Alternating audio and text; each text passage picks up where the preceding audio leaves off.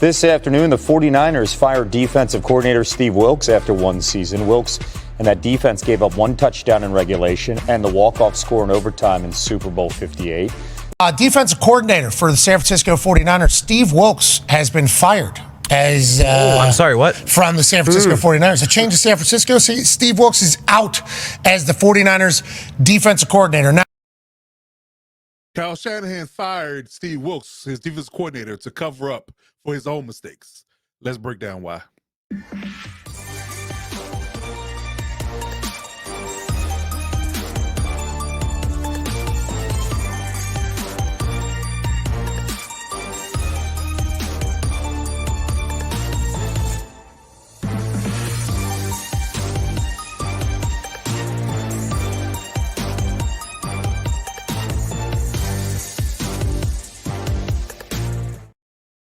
The definition of scapegoating is the practice of singling out a person or group for unmerited blame and consequence negative treatment.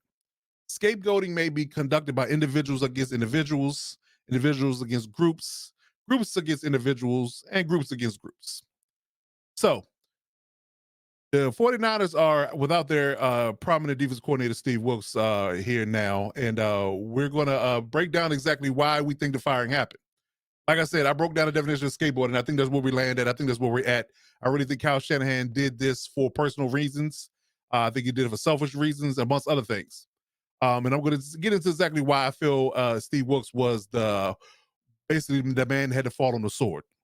There's a lot of naysayers out there that's, that's saying that it was warranted, it was going to happen regardless if they won it or not. I don't believe so. I mean, how do you justify winning a Super Bowl and having a top-tier defense and firing a man? But we will get into exactly why. So like I said, Kyle Shanahan got on the mic this week and decided that he was going to let go of Steve Wilks. So we are here, a few days removed from the Super Bowl, right? So Steve Wilks gets fired after the Niners lose the Super Bowl, where he held Patrick Mahomes and Andy Reid-led offense to 2 actual touchdowns, one in regulation and one in OT. On a well-designed play, mind you, in the overtime, they won him the game. But for my money, he completely bottled up Mahomes in the offense in the first half. That in spite of missing a missed or blocked field goal or block extra point, a muff punt that put the defense in a hole with their backs against the wall in true fashion to give up a touchdown. I think that's foul. So I really feel like at this point, this particular firing was personal. I think that the object idea of him having Mahomes in that offense very stymied for most of the game, even after the fact that he lost Dre Greenlaw, who was all over the field, mind you, between him and Fred Warner making play after play after play. I'm sorry, in this NFL, most teams, especially going against the offensive genius like Andy Reid and the best quarterback in the league, have limited them to 19 points in regulation is a win for anybody in the league. You feel good about your chances to win that game, however, in that game if you get to that point. However, in the most important moments, in my opinion, the onus does not fall on the defense. I say that to say that offense as well as defense has to support each other. You have to get into a mindset that, I'm not going to put my offense in the bad spot. If you're a defense, and I'm not going to put my defense in the bad spot if I'm the offense. Yeah, like I said, you have to complement each other. And again, if you don't do that, certain things are off kilter and certain things wear down. Because again, if the offense isn't on the field a whole lot, they limit their possessions in their ability to score points, as well as the defense on the field too long, and they're on the field for multiple long ending and can't get drives and can't get stops. They wear down and get tired. So again, that particular aspect of it, you complement each other. So in true Kyle Shanahan fashion, let's be honest about it. He didn't compliment his defense, in my opinion, as well as he should have. And this is a growing trend, in my opinion. Because again, it does not work if you don't compliment each other. So Kyle went away from the running game at times where it was most paramount to run the ball. McCaffrey was having his way. The line was moving people. It was working. Instead, he does like he always does and got cute and wanted to throw the ball against the all-pro secondary of the Chiefs that were bottling up his receivers.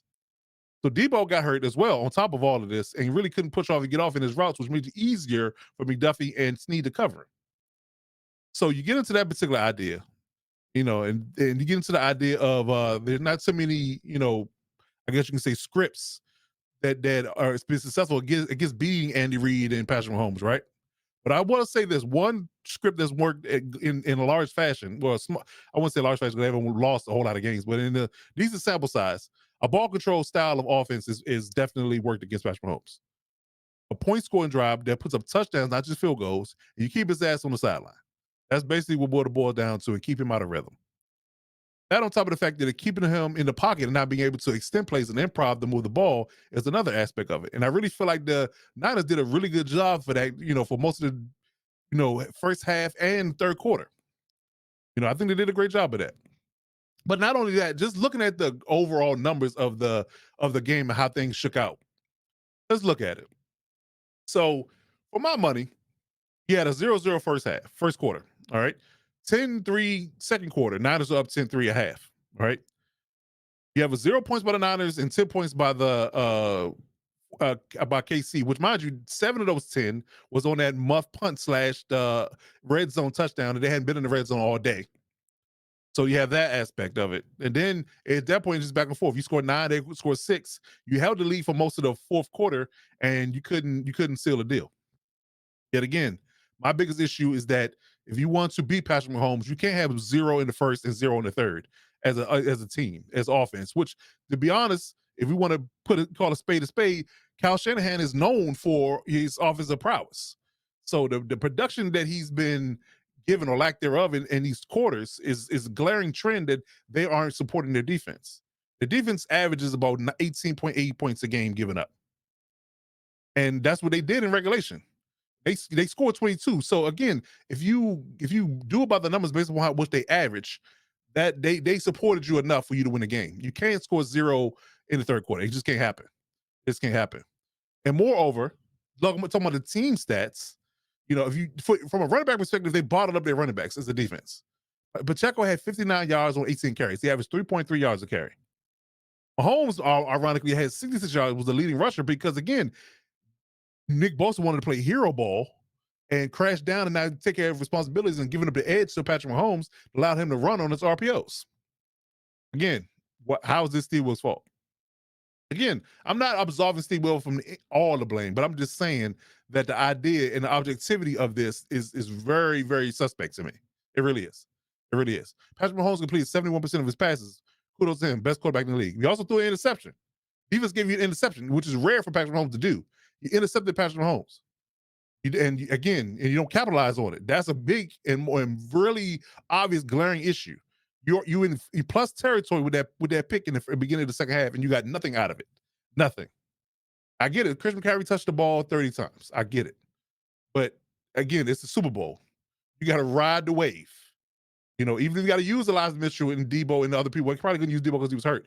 But use these guys in the run game, in different stylistic plays in order to move the offense. Because again, you cannot sit on your laurels and expect to be Patrick Mahomes. You can't sit on your hands and hope the clock's going to run out. It's just not going to happen for you. Moving on from that, the team stats. Time of possession was pretty much even, which can't be the case when you're playing Patrick Mahomes. You got to have a 2-to-1 ratio in the time of possession. On top of that, Cal's offense was terrible on third down. 3-12 on third down. 3-12. Big issue. It's a big issue. That's a big issue. So those particular aspects of it sticks out to me in a glowing fashion that this offense was not humming, to say the least. To say the least. But yet again, he wants to, I guess cite reasons that, based upon who he had in the past and philosophical differences now in throughout the season, although the defense was top tier, top 10, top 5, ironically, totally. He cited philosophical differences. He just wasn't the same. He wasn't, I guess you can say, meshing, Steve Wilks wasn't meshing his philosophy with Cal's vision, which whatever that means. I'm not sure exactly what he means by that. It sounds really cryptic. It sounds like a lot of BS if you ask me.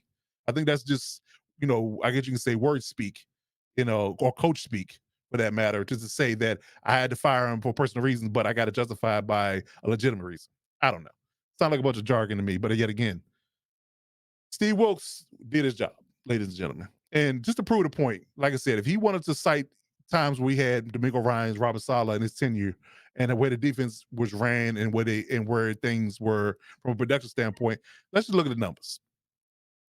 Like I said, Steve Wilks was fourth in opponent scoring, 18.8 a game.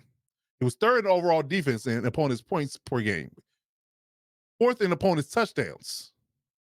Just to say the least. I mean, he was top 10 in practically every category outside of opponent's third down conversion percentage. And during the off regular season, the 49ers averaged 28.6 points a game against opponents. 28.6 points a game. And they only scored in this particular game. Now, mind you, KC had the second overall ranked defense, so I get it. But your production was way down. The defense held serve with the one amount of points they gave up in regulation. The offense didn't hold up their end, and they were practically number one in damn near every category. So if your team is predicated on offense and you got the top 5 offense in the league, why didn't you figure out a way to put up more points? And he called your defense better. I'm just saying.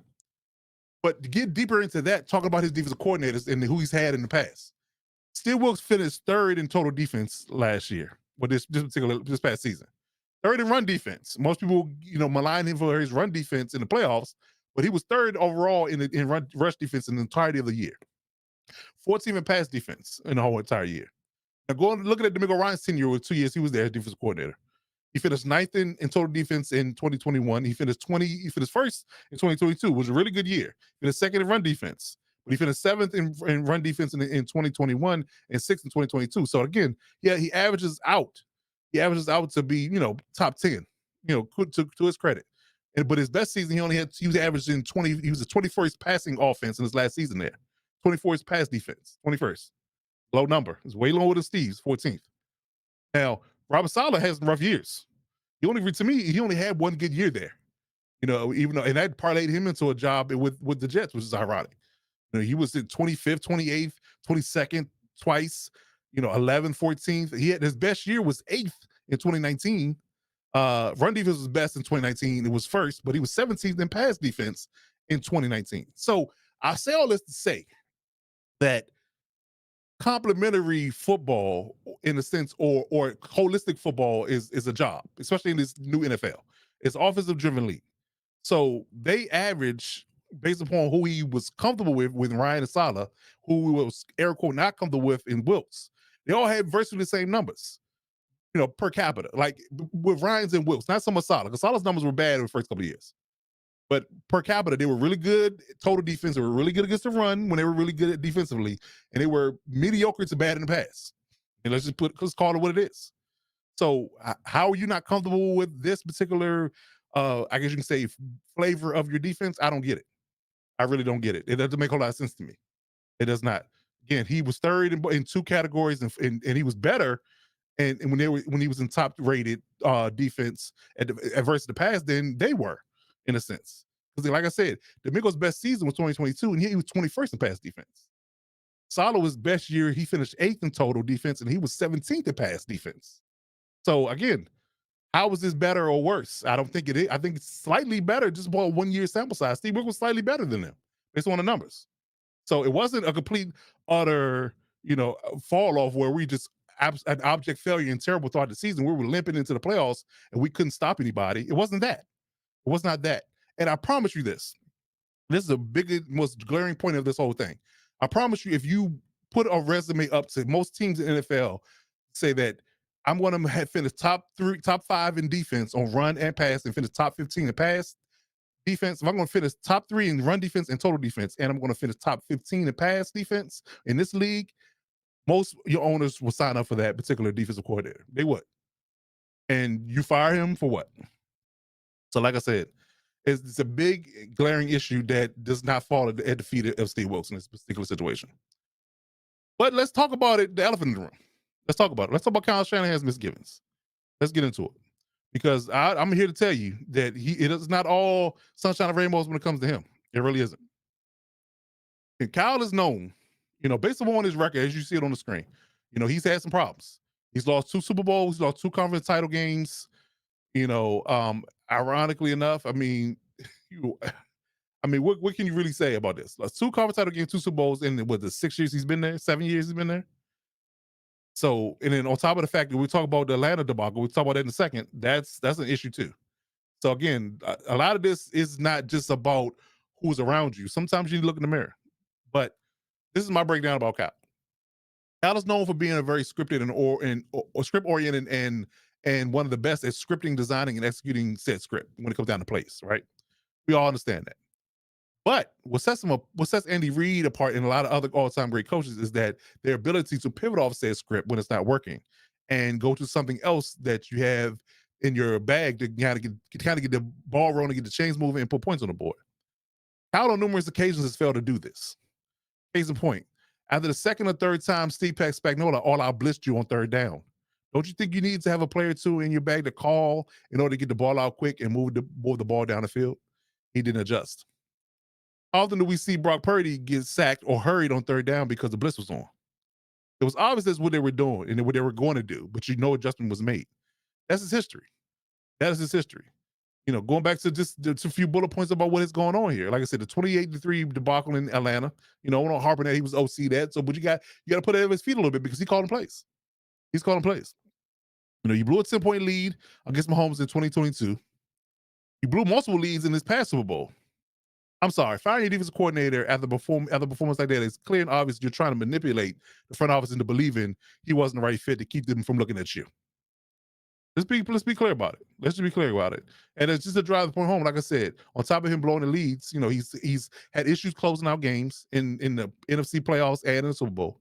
His inability to make in-game adjustments has been an issue. Often choosing these limited game manager quarterbacks over people that are special is another glaring issue. We can go back to who he had the ability to go. We can get down to the list about who he had in the ability to get and obtain as their quarterback, as quarterback of this team. He opted for the, I guess you can say game manager quarterback versus game changing in certain regards. He had a shot at Mahomes. I talk about this on Twitter. He had a shot at him. He didn't go after him. He believed in Kirk Cousins. Ugh. But I digress.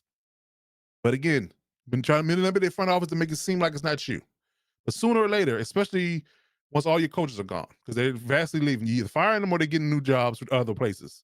You lost a couple of assistants as well to different teams this year. They picked your assistants up, so they're poaching your assistants and you're firing your coaches. Sooner or later, it's gonna come down to just you, and you left there holding the bag. There's gonna be nobody else to point the finger at. And I promise you, if you don't do it and take onus, John Lynch will. He would definitely do that. So now let's get into the idea of what they did is from a timing perspective, because you really picked a horrible time to try to find a new defense coordinator. Let's be real, you did. I mean, just look at it from a time perspective. How bad it looks from both sides. So one caveat to this, and I've heard naysayers, that were caping for Cal. If you knew all along that you were going to fire Wilks, win or lose the Super Bowl, why didn't you have your successor lined up and let him know that the job is there for him to have? And once the Super Bowl's over, he would be set in motion and put in place the minute everything was all said and done. He didn't do that. But he fired Steve fast enough without a succession plan. Very, very suspicious to me. So again, what does that leave, Steve and the Niners in these troubled waters? Again, it's fine when you have a pick of the litter, but when I guess you can say Passovers and old head coaches are the only ones left, it's really, really, really bad timing, to say the least. I'm just gonna say it that way. And I'm hearing a laughable rumor that Brandon Staley is the lead man for the job.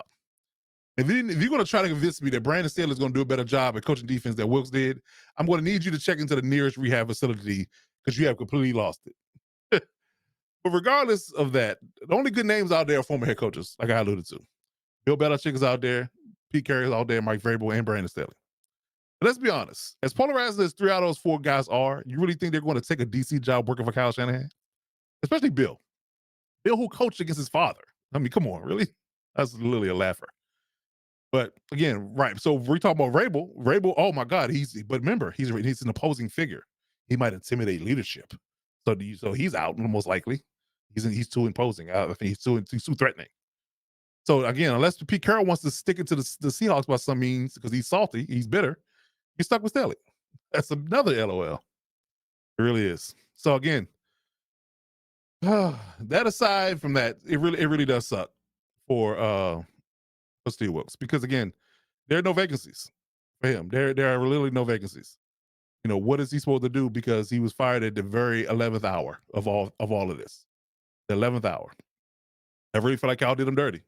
He let him fall on the sword, and it was very foul for him to do that. I really do hope he lands on his feet. But again, looking back at what the Niners have to do and what they're going to likely have to put up with when it comes down to their new defensive coordinator, I think they're going to take a step back. I really do. I really do. So I mean, the end result, is simple. The Cal has to come to terms with his shortcomings sooner or later. They're literally going to be nobody else to blame. And to be honest, if Cal does not stop from the cracking under pressure in any big moments, they're never going to win a championship with this regime, no matter who they hire. I'm curious to see who they're going to hire, but again, I'm not confident at all that he's going to hire anybody that's going to be better than when Wilks did this particular season. So there you have it. So I really believe that the Niners are going to have troubled times ahead. Again, no matter what they do with the roster, no matter who they bring in from a DC perspective, you have to look in the mirror, Kyle, at some point and realize that you got to get better at what you're doing in order for you to be successful in an offensive-driven league. And that's it. But I'm Coach Defense. If you like this content, don't forget to like, subscribe, and share it on my YouTube page. Let people know we're out here. And like I said, hit that button if you want to get notified for more content. And I'm out.